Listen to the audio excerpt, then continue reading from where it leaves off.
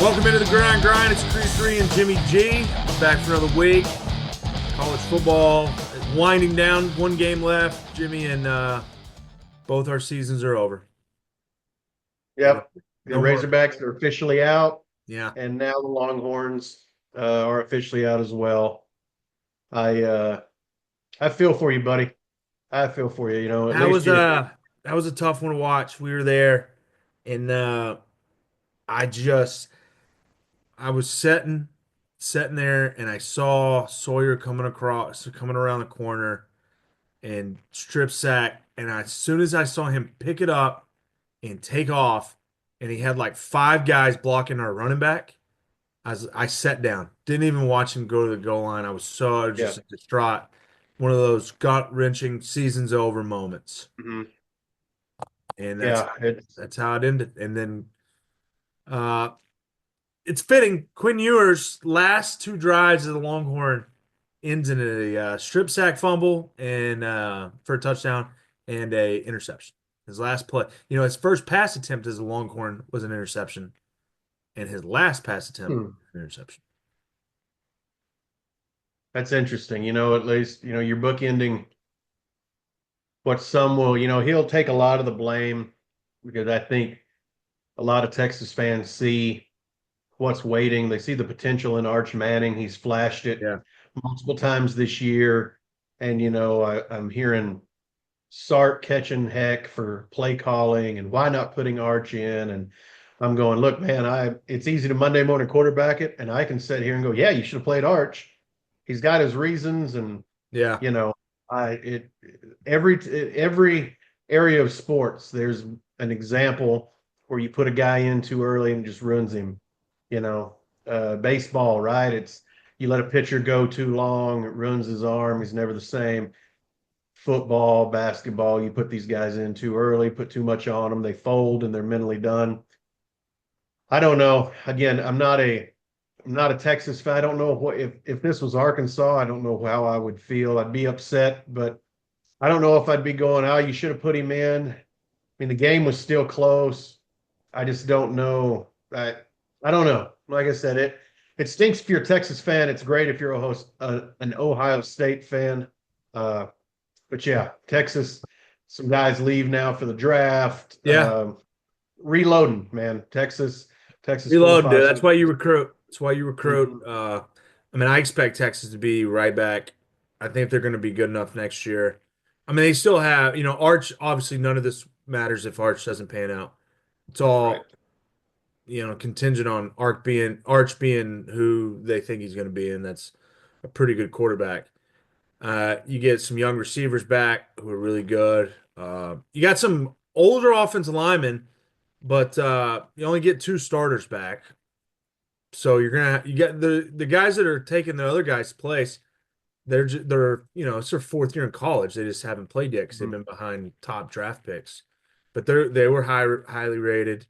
Defensive guys, you still got like Anthony Hill and Colin Simmons. You're going to lose probably seven or eight starters off the defense, but that's why you recruit, you know. Yeah, And and it's been impressive to me in the world of the transfer portal. You knew Texas, teams like I mean, really anyone who wants to put up the money, Michigan, um, seems like they're about to get really big in the NIL game. You yeah, knew teams that went heavy in the NIL game would be able to compete. Like I said, it's talking to some other colleagues. It's like, okay, the NIL and transfer portal has almost taken away the you build a team with depth because guys sit around and they go, yeah, I'm not playing, and they're gone.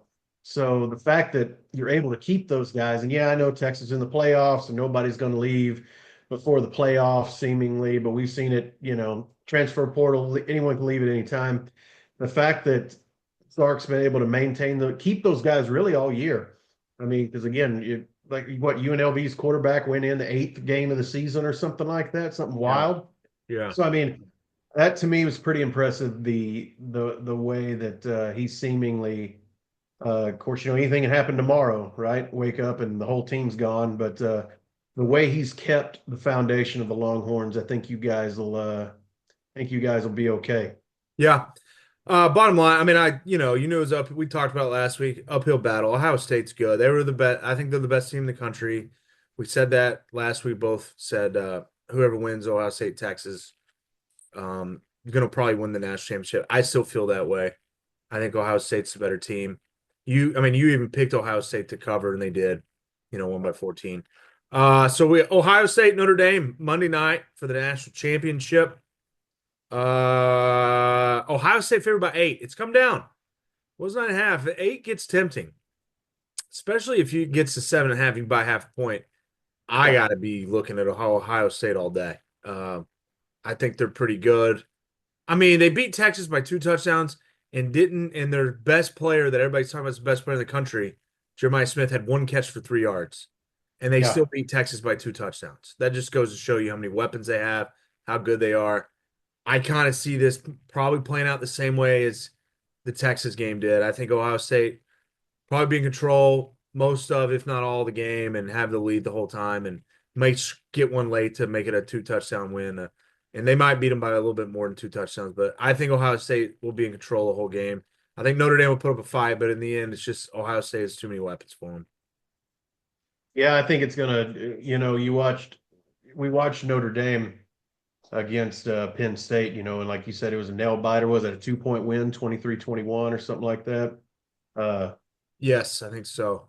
Ground game, they're going to have to keep the ball out of Ohio State, keep that offense off the field. We talk about it all the time. How do you beat a good offense? Keep them on the field, keep them off the field. Excuse me, and that's what Notre Dame's going to do. And again, offensive linemen, I Notre Dame puts them out. So Notre Dame's offensive line pretty good this year.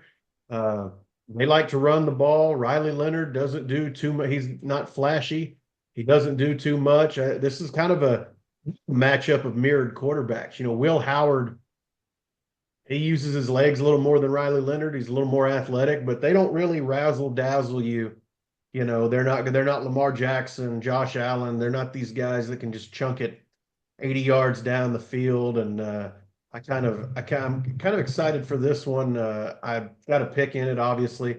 I think Notre Dame proved a lot. I don't think anyone thought they'd be here, much less they'd get past Penn State. But Penn State showed they are Penn State's they always are pretty Penn good. State, as they like Yeah, to yeah, say. So yeah.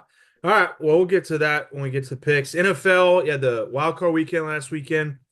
Not really many close games. I had the one close game. The Commanders beat the Buccaneers on a field goal.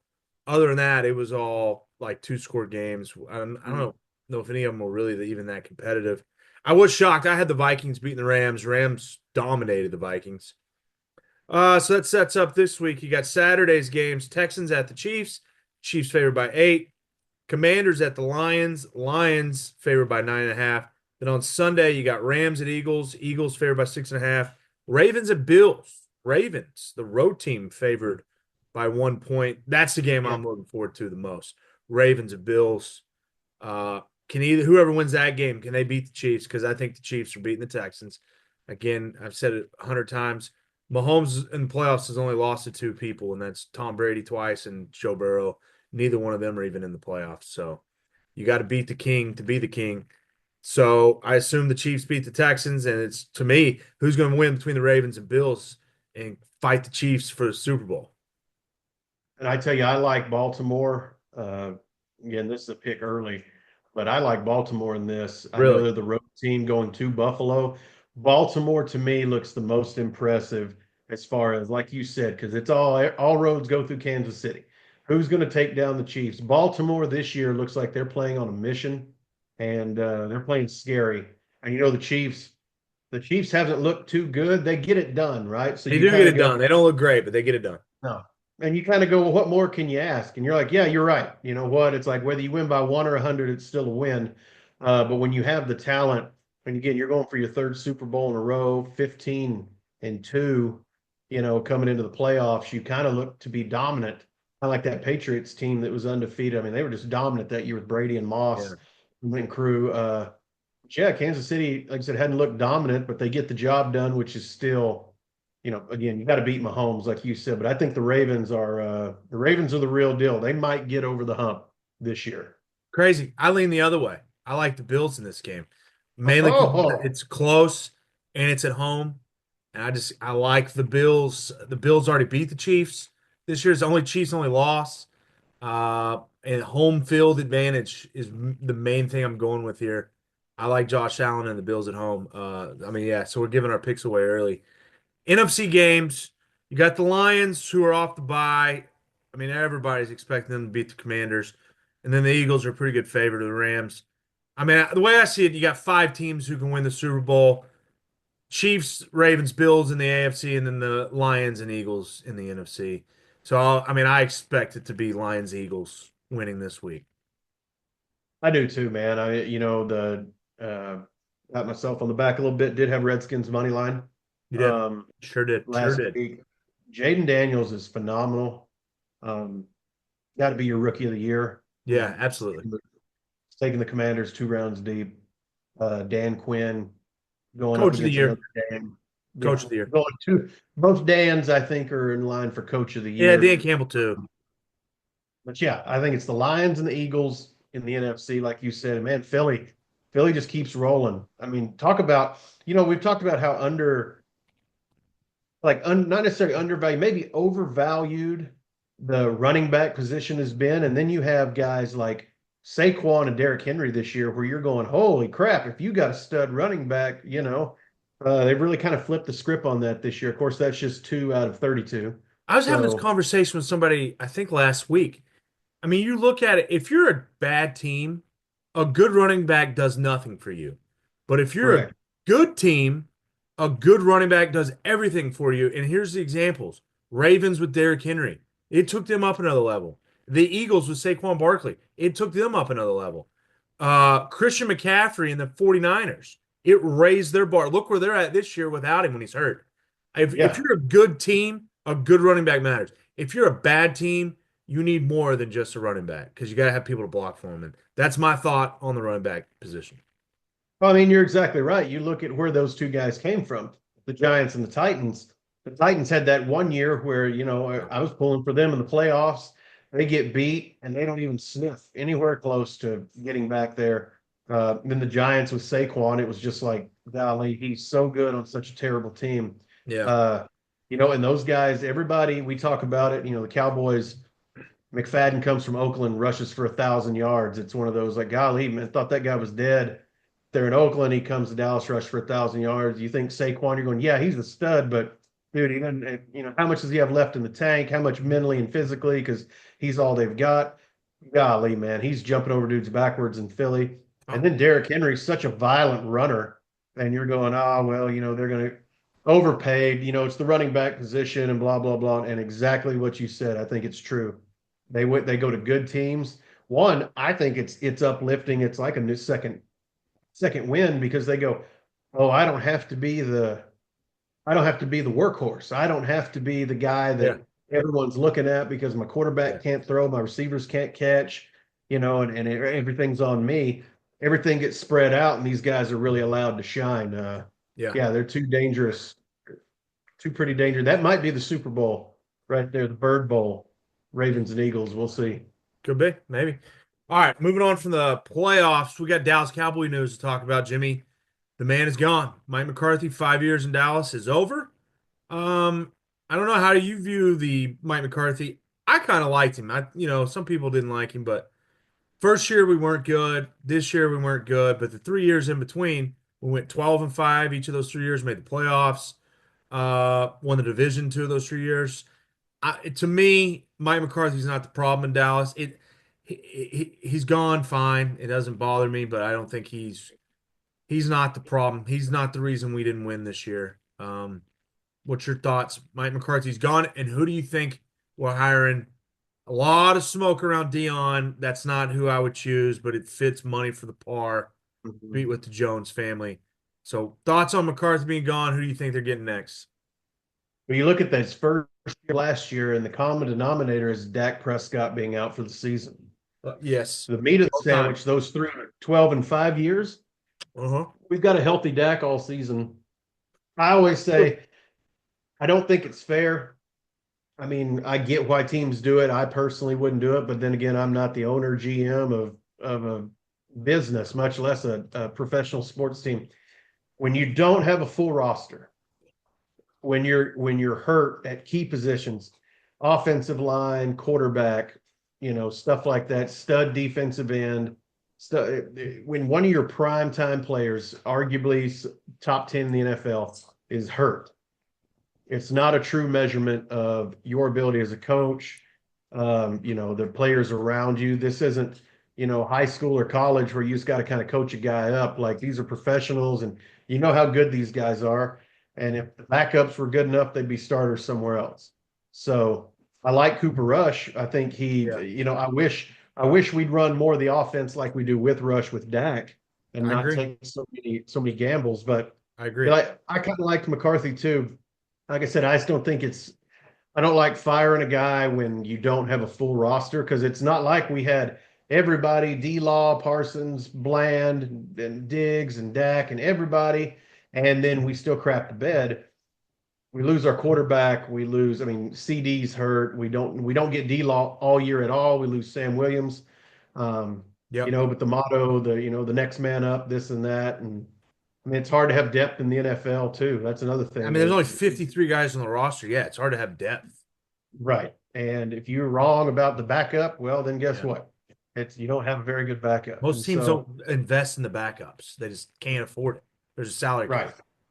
at all. And so, but like you said, Dion, the smoke around him, I don't want him. I don't know how good of a offensive play caller. I don't know how good of a coach he is. I think he's a great motivator, great recruiter, and he Yeah. may be a better coach. I guess offensive coach is what I'm asking because that's what I I feel like well, our defense needs less coaching than our offense. I feel like our offense needs more coach because we got to figure out how to use these guys. We've got a Turpin, all pro kick returner, first time in Cowboys history. We've got a CD Lamb. Our defense, we got some studs too, but I feel like they need less direction. It's kind of like, hey guys, you're riding a bicycle. You're riding it pretty good. Let me show you how to ride it better. Where on the offensive side, it's like, hey guys, you're on the bicycle backwards. I'm going to have to completely reinvent how you do things. So that's yeah, where I'm going. I want an offensive guy. I do too. And if we don't get an offensive guy like Robert Sala, I've heard is going to interview. If we don't get an offensive guy, I think we've got to really hit on the coordinator. Yeah. I think I mean my pick would be Ben Johnson, the offensive coordinator with the Detroit Lions. I don't that could be wishful thinking.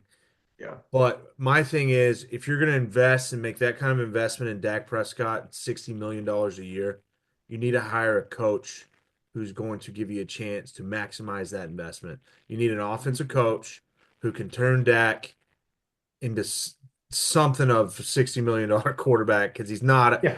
he's not a $60 million a year quarterback, even though we're paying him that.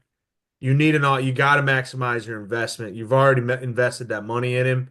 So go get an offensive minded head coach who can maximize Dak Prescott and let's do something.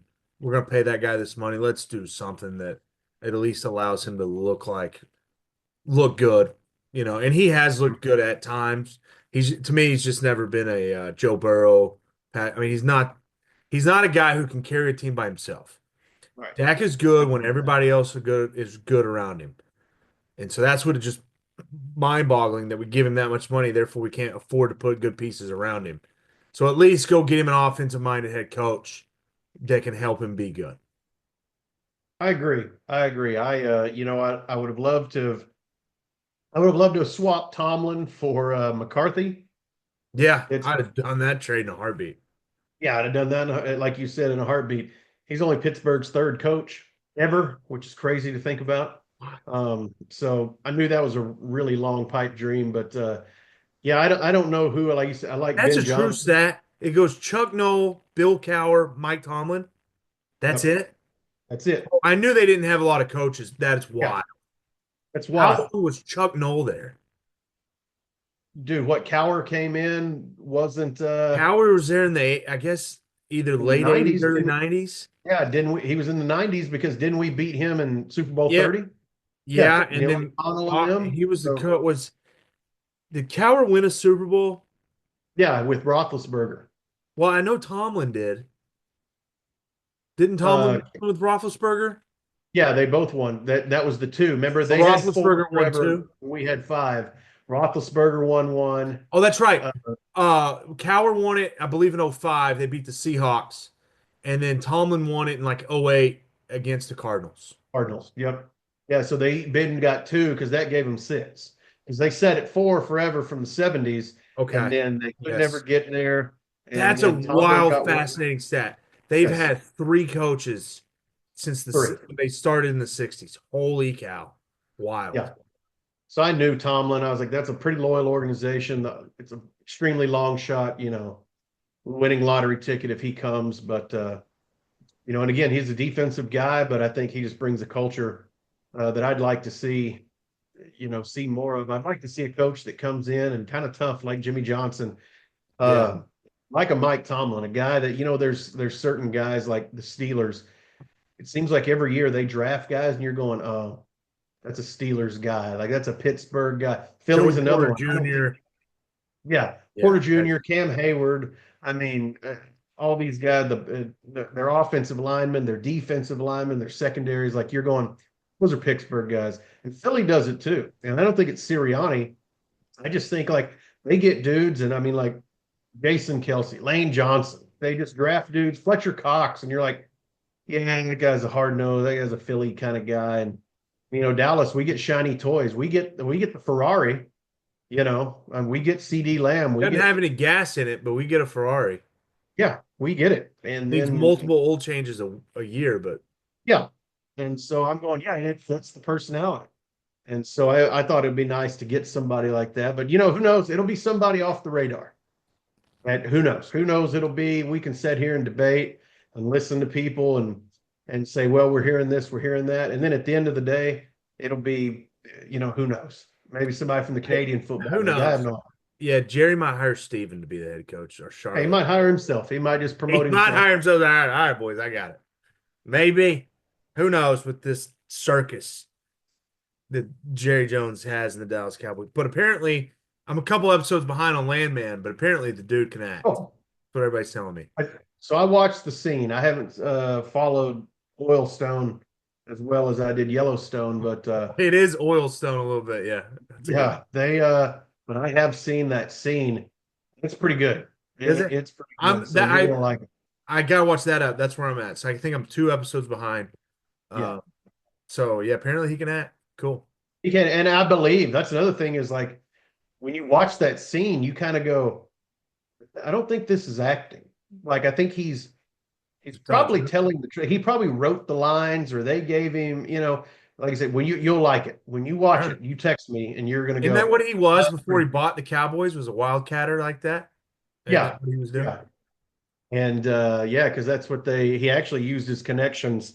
Story I've always been told is he used his connections to kind of leapfrog people and to buy the Cowboys. Cowboys. Like he wasn't necessarily in contention. And so he just jumped up there and said, yeah, I'm gonna buy it.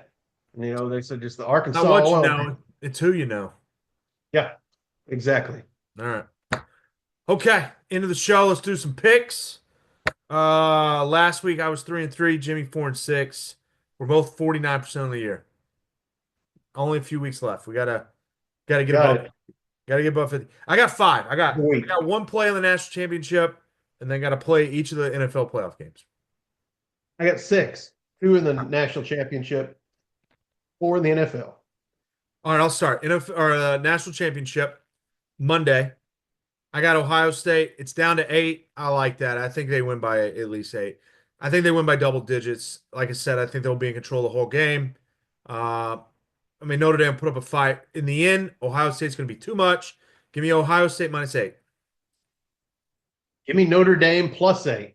All right. I think Notre Dame is going to shock the world and keep this closer than anyone, especially in the state of It'd be Ohio, fun if was they did. comfortable with. That'd be a fun game if they could keep it close. I think so. I hope so. The kid from Denison, Jadarian Price, plays Yeah. on that team. I'm really rooting for Notre Dame. And give me the under 46.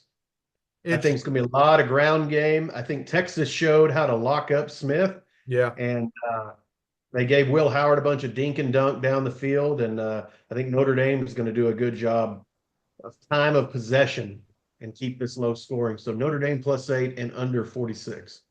All right. All right. Into the NFL. I got, let's see, first game's Texans at Chiefs. I'm going to say the over, 41.5. Not a lot of points. I think the Chiefs are going to score some points. Texans scored 32 last week. I think it's going to be a pretty competitive game, but I can see the Chiefs and the Texans both scoring enough. I mean, basically, that's three touchdowns apiece, and he hit the over. I think that happens. So Texas Chiefs over 41.5. Same with me. Same reasons. I just think Texans are going to come out swinging. They might get up 14-7, 10-7, or something like that. And then Kansas City is going to take over. But I think we're going to get over the 40. We're going to get in the 20s each. And so that's Yeah. a winner. So give me the over 41.5. Okay, Commanders at Lions. The official line's 9.5. I think you buy a half a point, get it to 10, a football number.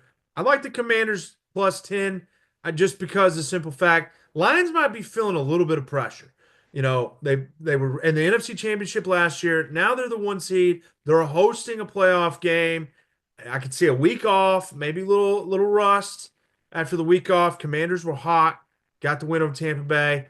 I think this one might be a little closer than people think. Jaden Daniels. I think the Lions do win. I just think the Commanders cover. So give me the Commanders plus 10.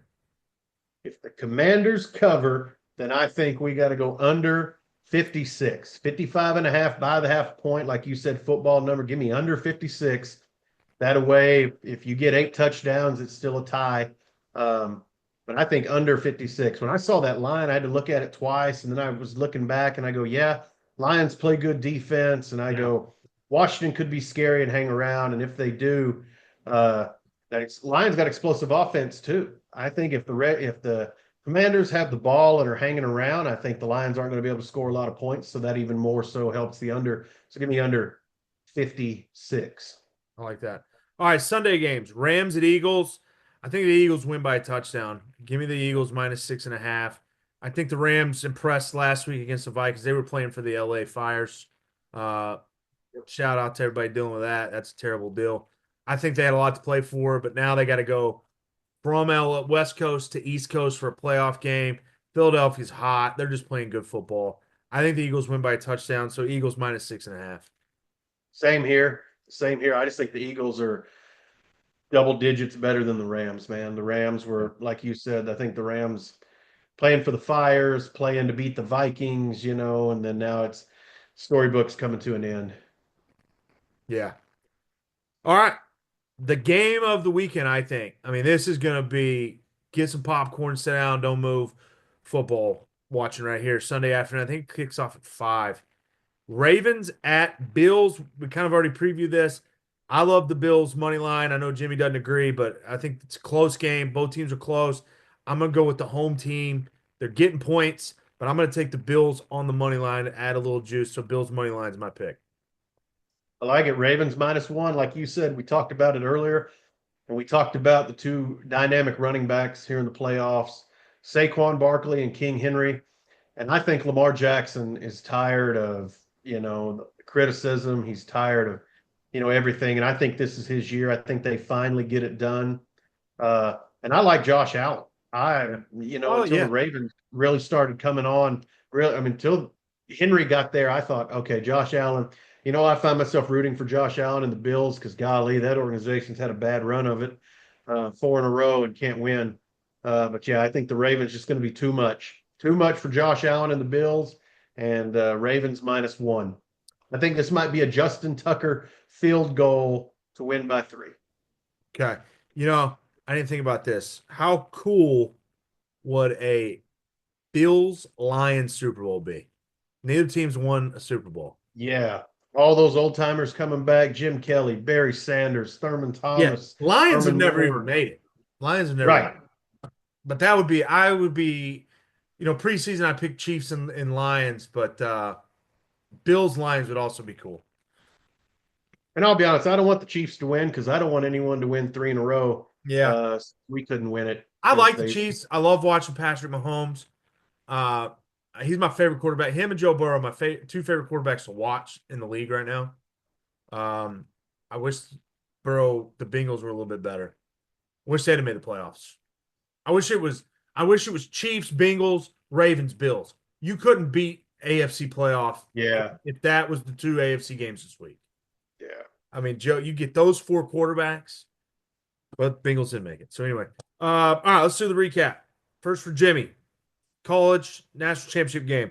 Jimmy likes Notre Dame +8. He also likes under 46, Ohio State, Notre Dame.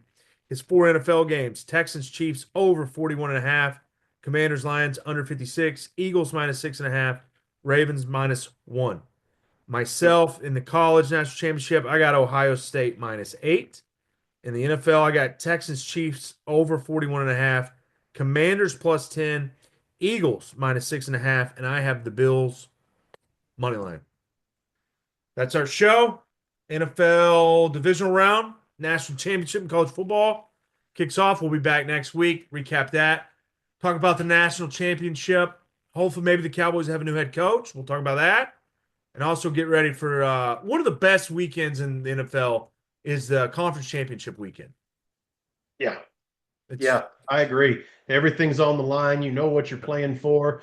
You and teams, you really see teams from the coaching staff down to the players.